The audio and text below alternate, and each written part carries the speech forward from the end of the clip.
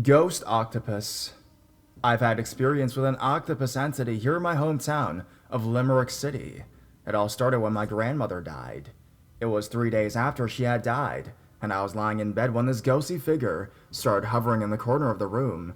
It had tentacles, and for a minute, it looked like the Virgin Mary's cloak floating. But then I noticed this entity's mouth. It was black and round, and it looked exactly like an octopus, but was completely see-through like a jellyfish.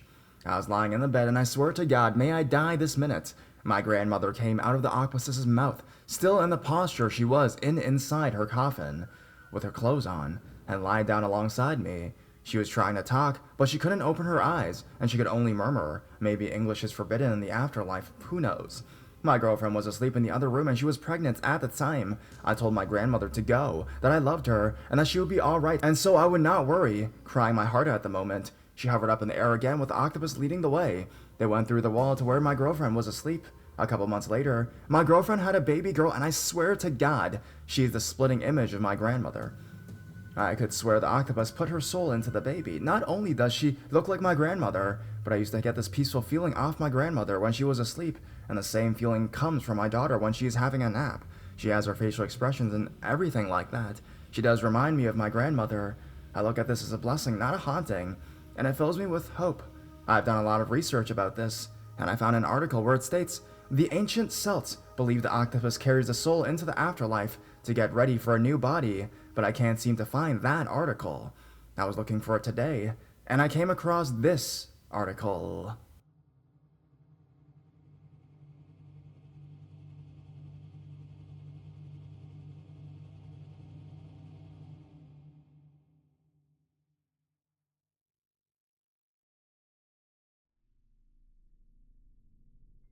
Up in the sky. This is actually my mama, late grandfather, and uncle's experience in the 70s, back when the houses in the metro were still blocks away from each other. If my memory serves me right, as told by my mama, she was 6 to 7 years old when my uncle was a year younger than her. The story goes something like this.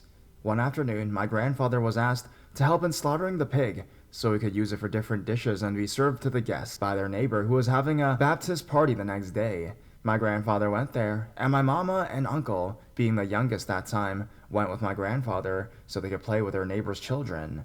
It was already evening when they finished slaughtering and chopping the pig up.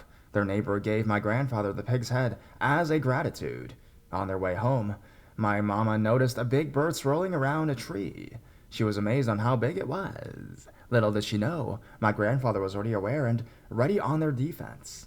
Having the bolo, large cutting tool of Filipino origin similar to the machete, in his hand, my grandfather told my mama and my uncle to keep close to him and to not look up. Mama and my uncle held my grandfather tightly and hid their heads inside my grandfather's t-shirt. Then my grandfather raised his bolo together with the pig's head and said to that big bird, "Get out of here, or else I'll strike you with this bolo. Get away from us. If you want, I'll just give you this pig."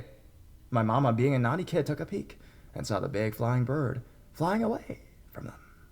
When they reached home, my grandfather told them that the big bird was actually what they called tik-tik, a creature who looks like a big bird. Most of its victims and prey are pregnant women. They love the smell of babies. Mama concluded that maybe the tik-tik went after them, either because of the pig's blood or theirs. I personally don't know if I believe in the story or not completely. I haven't seen any urban legend creatures yet. I'm not sure if this is just my mama's way of scaring us when we were kids, so we will not stay up late outside. I don't know.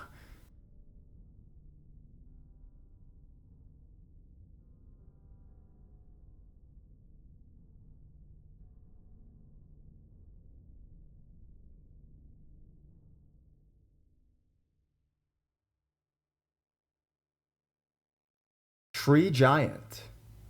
The story occurred in the year of 2012 during of my community outreach activities with my students called Immersion. The students have to stay for 3 days and 2 nights in a community and village with the host families assigned by the teacher and field coordinators. Host families were chosen by the barangay village officials. I was the teacher. I had my own host family along with my assistant. In one of my immersions, we were assigned in a remote municipality known as the MPAs, New People's Army, considered as rebels, government enemies. There were many stories already by the folk, and while we were preparing for a feeding activity in the multi-purpose hall, My students talked about the massacre years ago in the same ground we're in. The massacre stories were told by their host families, but even though there are still NPAs out there, I assure them we are safe. There is a military camp on top of the hill. On the first nights, I was patrolling with my assistant and two barangay officials, ensuring that all the students are already at home. Their curfew is 10 p.m., so we were at the far end of the village when I saw a group of my students sitting on the wood under the tree, and seems they're debating at something while looking at the camera mill one of the students was holding. I approached them and asked why they were still all outside, but instead, they did not answer my question. They all stared at me in horror. One female student spoke. "Ma'am, look at this," she said, handing me the digital camera. I saw Mel's stolen shot. He's covering his face like he's being teased or something like that, but over his face was a face in the form of a shadow. Round face, big eyes, big flat nose. The lips were not visible. It's like it's hitting a cigarette. My assistant Toots and the two officers also looked at the photo. It looked like a tree giant, or in the Filipino language, capre. Puzzled, I asked my students, "Did you edit this?" They all shook their heads. "No, ma'am. That was taken a few seconds before you arrived." Then, the officer said that the tree near them is really haunted, so they better go inside the house. They went to their respective houses, and we headed back to my host family's place. While talking, Toots told me that he feels someone is with us because of the goosebumps around his body. He saw me feel cold and asked me to walk faster. I did as I was told, though I didn't feel anything different. When we entered the house, it stayed outside. We both had a little sleep that night. I spent most of the night praying and holding the rosary in my hands.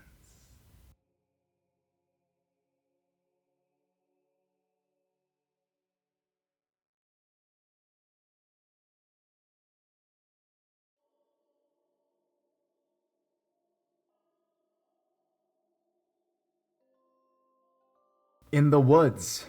Dear readers, I am back again after a long time, and today I'm going to share another experience that I had in the world of the unseen world of the jinns and shaitan. Devil has been an important subject which has brought up a lot of debates in the Islamic world. One thing that should be clear is that we Muslims believe that God created angels from light, jinns from a smokeless fire, and finally, human beings from clay.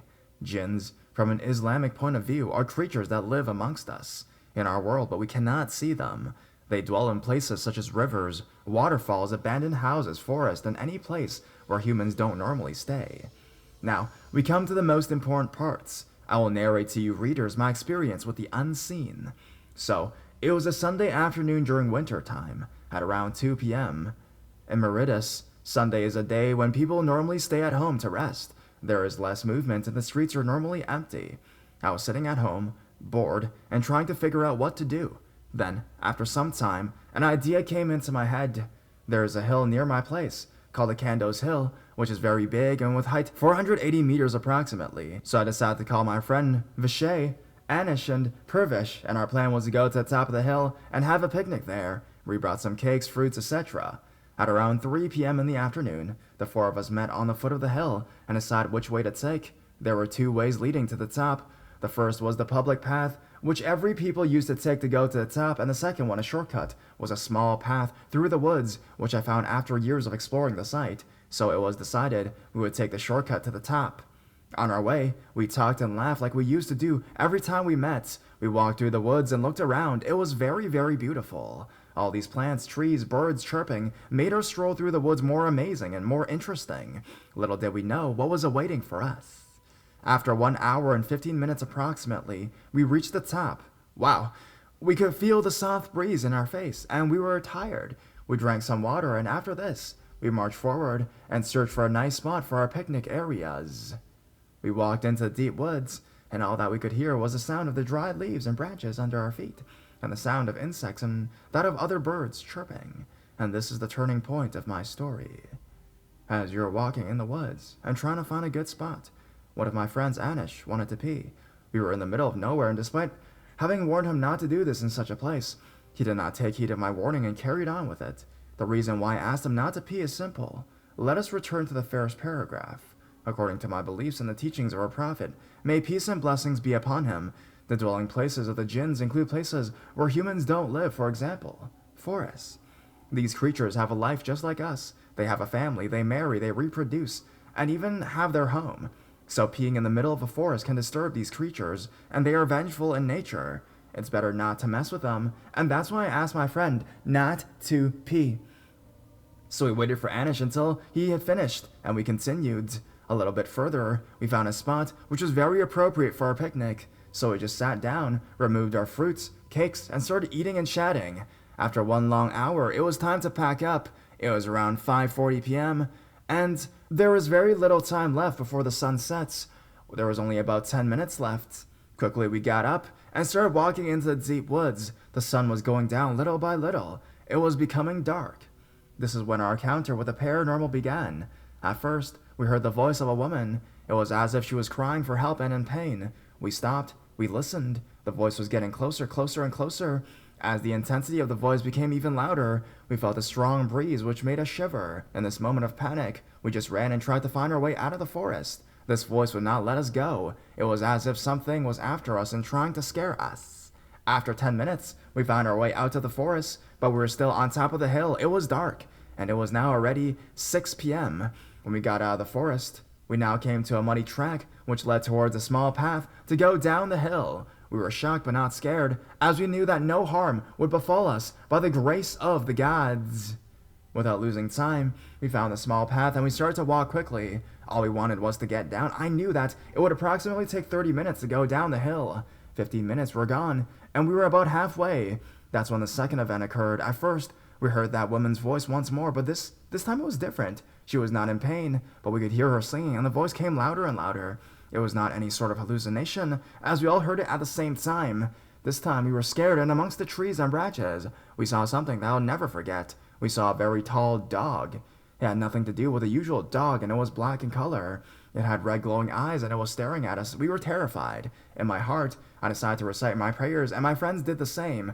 We did not hear the woman's voice anymore, but that creature stood there, just looking at us. That's when we started running and running as fast as we could, because we did not know what kind of creature it was. We did not look back even once. We took a lot of courage and ran down the hill, reciting our prayers in our hearts. Finally, we reached the end of the small path, and we were down the hill. We realized that this creature did not follow us in some way. We were relieved, but nevertheless, we did not lose time and hurried back home. This incident is already 2 years old now, but it's still fresh in our memories. When I got home, I realized step by step what had happened, and the conclusion was that when my friend had peed in the woods, he had in fact disturbed a jinn who lived in that forest, and as a result, the jinn wanted to do the same to us. The black dog that we saw was in fact a jinn in another form, because we cannot see the jinn in its true form. Most of the time, these creatures change their forms to that of animals when they want to appear before humans. Thank you for reading. I have some other incidences, which I will tell you another time.